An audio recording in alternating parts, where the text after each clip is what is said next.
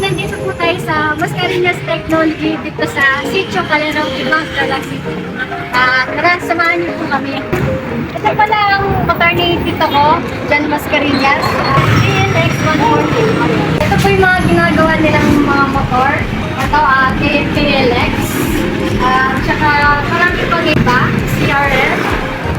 Tsaka Mio, and SP Varna, 350cc, Vega RR, 100cc.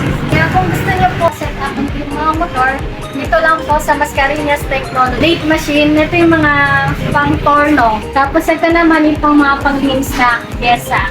Ito naman para sa mga gulong, meron silang Kenda tires, Trimax, and Lando. Mga matibay original ito, tsaka pang trail use.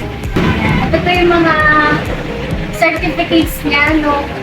Awarding niya sa karera. Ito ang napalanunan ni Tito ko sa Sagada. Gawang kamay. Ang ganda, ang galing.